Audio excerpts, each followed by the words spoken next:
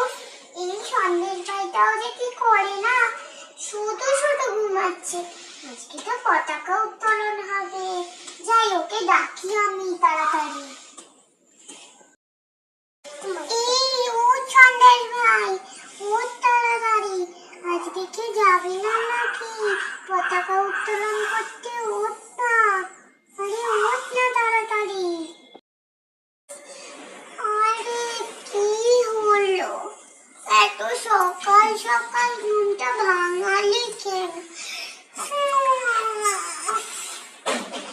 আরে তোর কি মনে নেই নাকি আজকে তো 23শে জানুয়ারি, আজকে তো নেতাজি সুভাষচন্দ্র বোসের জন্মদিন, পার্কে পতাকা উত্তোলন হবে, চল তাড়াতাড়ি ওঠ।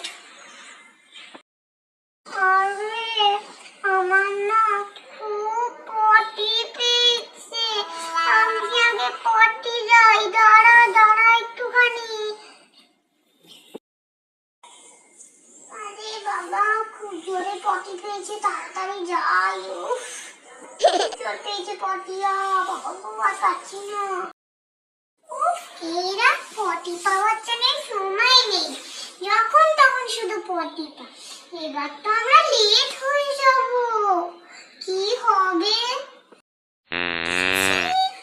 তুই কি করছিস রে সন্দেশ ভাই? এই বাবা কি গন্ধ, ইস কি গন্ধ, ইস ইস।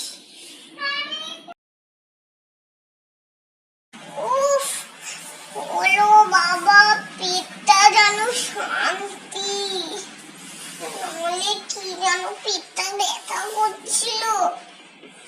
আরে তুই এত লেট, আর তার মধ্যে কি করছিলিস এইসব তুই? ইস কি গন্ধ এখনো বেরোচ্ছে। চল চল তাড়াতাড়ি চল তো তুই। ওফ, বাচ্চাগুলোকে যে রাস্তায় একা একা কেউ ছড়াই কে জানে বাবা। সাবধানে চল না সন্দেশ ভাই, এখানে না অনেক গাড়ি। আরে পতাকা তো উত্তোলন হয়ে গেছে, সব হয়েছে তোর পটির জন্য সন্দেশ ভাই। আরে চিনি দিদি, আমি কি করব বল, আমার পটি পেলে তো আমাকে যেতেই হবে। এইবার আমরা লেট হয়ে গেলাম, এবার আমরা কি করব?